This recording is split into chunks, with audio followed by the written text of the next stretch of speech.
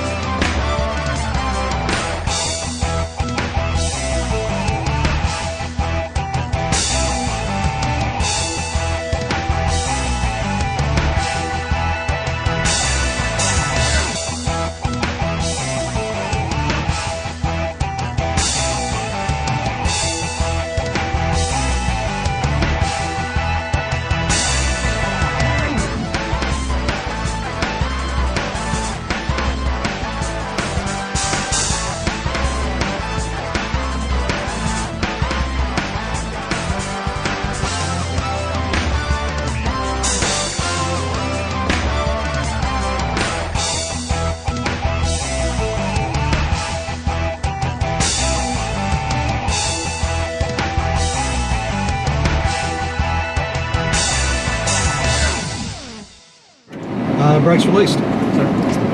Thank you, mate. And ambulance.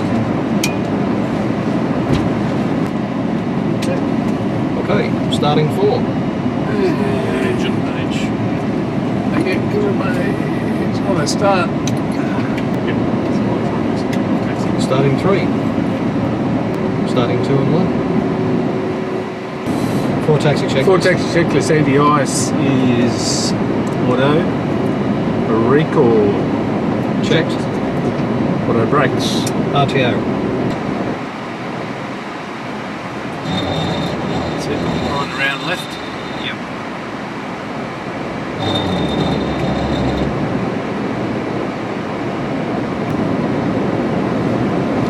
On Alpha Cross 27 and on Bravo 120.5 2903. 4 takeoff checklist, please. 4 takeoff checklist. Flaps 20. 20. Cab report. Receive it. Thank you. Holding checklist of packs. Nice little headwind still on that sock. Yep, that's good. Tower course 2903. Runway 16 at Bravo. I see runway 16 Bravo takeoff data is confirmed. Takeoff 3903. Takeoff is confirmed. Confirmed.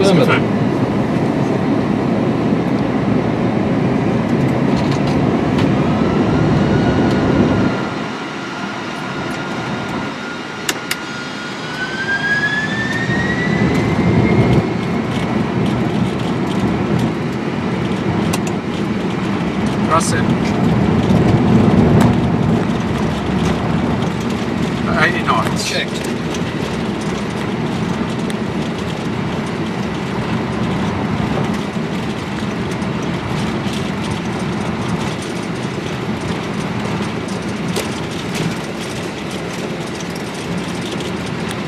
V1.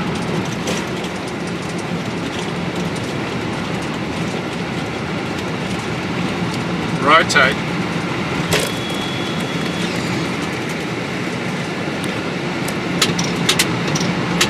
Positive right. Gear up.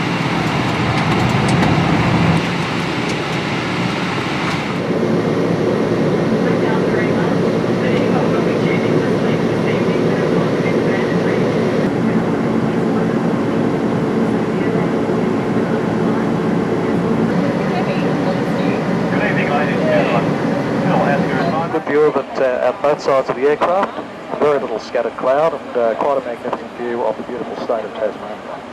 Launch system just over our left shoulders and slightly behind us. From here we're just going to head in a southerly direction down to Antarctica, and we'll be making landfall at Cape Adair, which is towards the top end of the Ross Sea. From there we're going to make our way down over the Ross Sea and the Ross ice shelf, and all the way down to McMurdo Sound, where Phil has told you about the magnificent sight of the dry valleys and also the various ice tongues that protrude into the Ross Sea.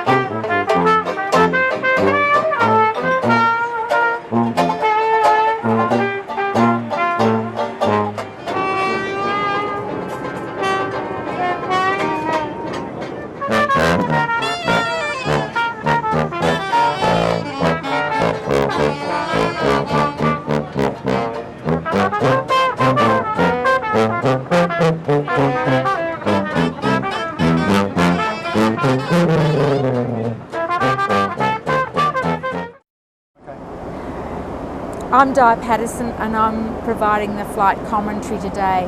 I've had 27 years experience of working in Antarctica as a station leader and on these overflights and working on cruise ships. and the Ross Sea is an area I know particularly well. Our flight path is always determined by the advice we get from the Bureau of Meteorology, and the advice today is that there's cloud to the east and we should track directly to Cape Adair, which is right at the mouth of the Ross Sea. We'll expect some coastal cloud, but that should burn off as we go a bit further south, which will bring us out with some great viewing around the Tucker Glacier, the largest glacier in the area, then heading south towards Terra Nova Bay, where the Koreans are in the process of building a new Antarctic station.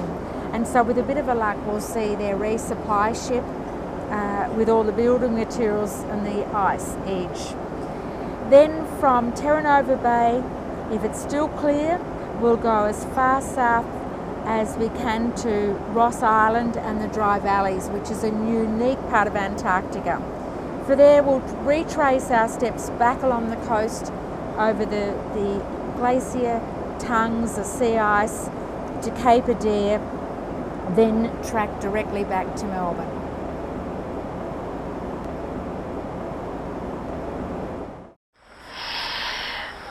Greetings everyone. We are now just crossing over the coast of Antarctica. So if you're on the right of the aircraft, look down now. Through the cloud we can just see the peaks of the Transantarctic Mountains. On the left of the aircraft you'll see low cloud, but you may well get a glimpse through the cloud into the Ross Sea.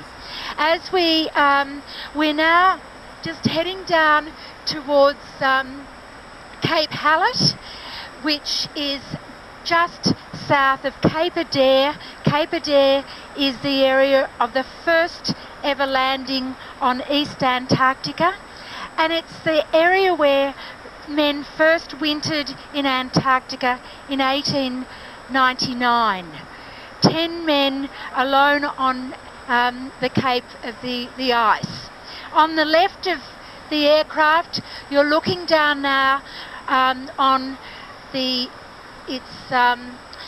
to a bit of cloud out to the Ross Sea, but if you can see down below us, it might be a bit too close to the aircraft.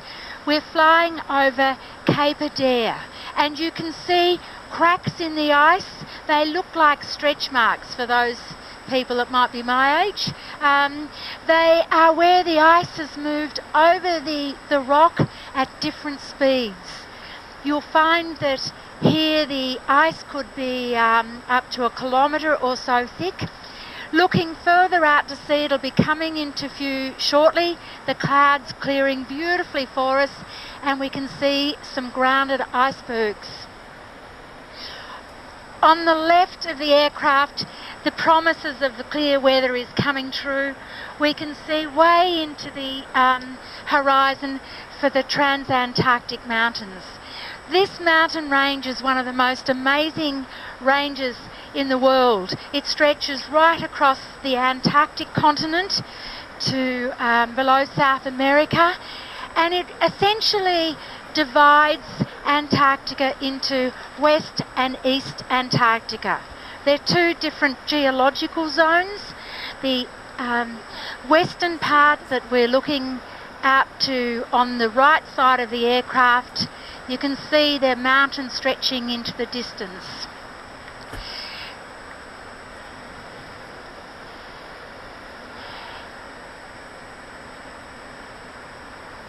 Between these peaks there are a number of different glaciers. We'll get a closer look as we extend south because they're quite vast.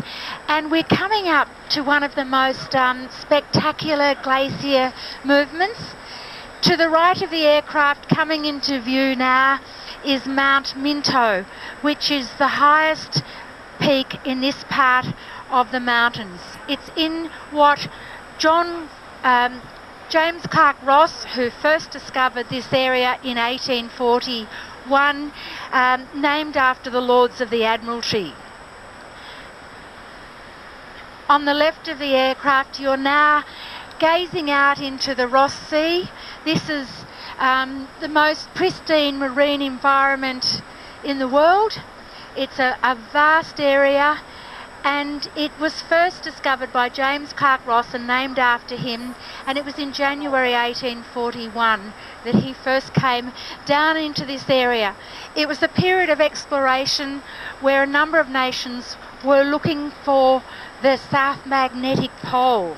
We had the Frenchman de Monteville further to our west, the American Charles Wilkes, and quite a bit of exploration going on. But Ross discovered that the South Magnetic Pole was in fact way in inland. So if you're looking out from the right of the aircraft, it's way out into the distance where the South Magnetic Pole was located at that time.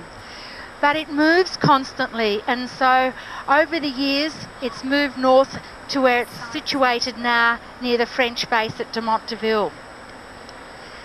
So looking down from the right, you can see the amazing movement in the ice, the glaciers as they're sweeping down from the top of the peaks towards the ocean. They're like frozen rivers. We're very fortunate that we haven't had snow here for a while, and it's exposing these huge crevasses. And some particularly good viewing coming in now of the glaciers on the right. They're like a river. There's more crevassing on the outside, close to the rocks, and that's because it's coming over a valley and the ice is moving at different directions. Where are we now?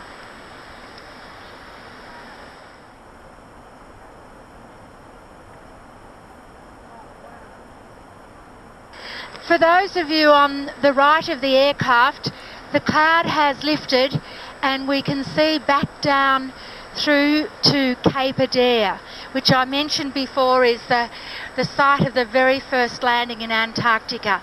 And we're now looking at the bay, Robertson Bay.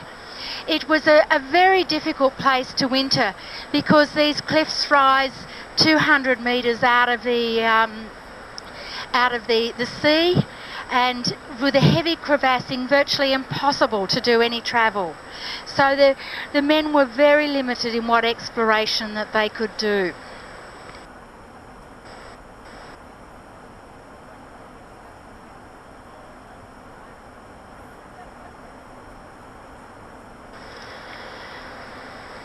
There is still a lot of, it's hard to differentiate with this light and the ice in what is actually land and what is sea, because we still have a lot of sea ice in the bays. The fast ice is attached to the land and it starts growing and thickening in about March and gets to its deepest thickness about November. Then as we come into summer, it will suddenly start to soften, rot and then break up. But Robertson Bay is very full of sea ice. I don't think I've seen so much ice here over the last 16 years.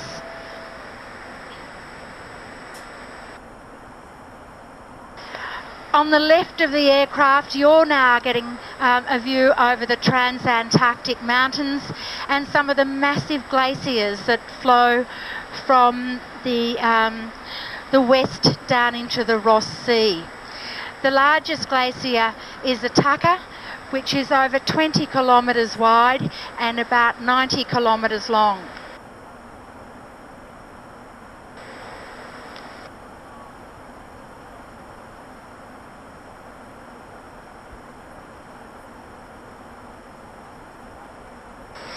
On the right of the aircraft, you're looking back down to Mowbray Bay.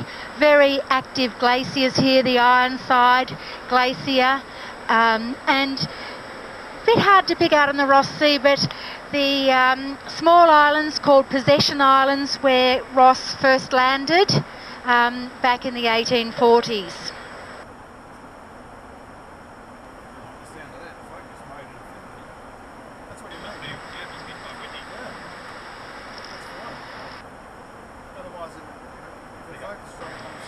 On the right of the aircraft, you're looking north to the edge of the Antarctic continent, and it's very typical to get this flat light and low cloud right on the coast, but it looks as though as we turn around and come further south, we'll get more differentiation of the light.